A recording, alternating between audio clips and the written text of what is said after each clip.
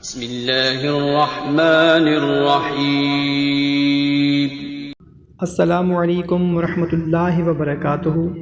محترم سامعین کرام، حضرت عائشہ صدیقہ رضی اللہ تعالیٰ عنہ سے مروی ہے کہ رسول اکرم صلی اللہ تعالیٰ علیہ وسلم نے فرمایا ہے کہ جس نے لیلۃ القدر میں شب بیداری کی اور اس رات میں 2 رکعت نماز پڑھی اور اللہ تعالیٰ سے بخشش مانگی تو اللہ تعالیٰ اسے معاف کر دیں گے اور وہ جنت میں داخل ہوگا۔ سبحان اللہ۔ تو محترم سامعین کرام، شب قدر کا آپ کو ایک بہت ہی مختصر سا عمل بتانے لگا ہوں۔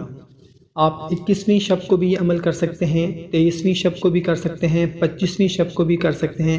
اور 27ویں اور 29ویں شب کو بھی یہ عمل کر سکتے ہیں۔ کسی بھی شب قدر میں آپ یہ عمل کریں، انشاءاللہ عز و جل دعا کے لیے ہاتھ اٹھائیں گے تو آپ کی دعا انشاءاللہ تعالی ضرور قبول ہوگی۔ محترم سامعین، آپ کا کوئی بھی مسئلہ ہے، پریشانی ہے، رزق کا اگر کوئی مسئلہ ہے، یا بچوں کے رشتے نہیں ہو پا رہے، یا قرض بہت چڑھ گیا ہے، یا بیماری نے گھر کر لیا ہے، آپ کا کوئی بھی مسئلہ، پریشانی ہے، تکلیف ہے، مصیبت ہے، تو شب قدر میں یہ عمل کر لیں، انشاءاللہ عز و جل آپ کی تمام پریشانیاں، تکلیفیں، مصیبتیں دور ہوں گی اور آپ کی جو بھی جائز حاجت ہوگی، خواہش ہوگی، وہ انشاءاللہ تعالی پوری ہوگی۔ عمل بہت ہی مختصر سا ہے، بتانے سے پہلے آپ سے گزارش ہے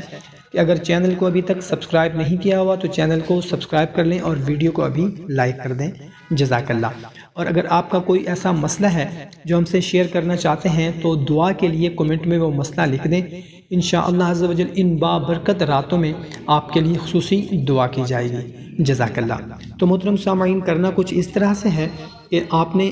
پوری رات میں کسی بھی وقت، عشاء کے بعد کر لیں یا رات میں کسی بھی پہر کر لیں، فجر سے پہلے تک آپ نے صرف 1 مرتبہ سورہ یاسین پڑھ لینی ہے، 1 مرتبہ آپ نے سورہ دخان پڑھ لینی ہے اور 1 مرتبہ آپ نے سورہ ملک پڑھ لینی ہے۔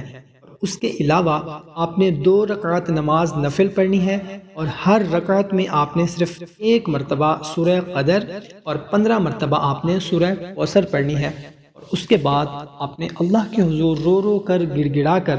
آپ کا جو بھی مسئلہ ہے، پریشانی ہے، تکلیف ہے، مصیبت ہے، حاجت ہے، اس کے لیے آپ نے دعا کرنی ہے۔ انشاءاللہ عز و جل آپ کی تمام تکالیف بھی ختم ہو جائیں گی اور آپ کی تمام خواہشات، حاجات بھی پوری ہو جائیں گی، جزاک اللہ۔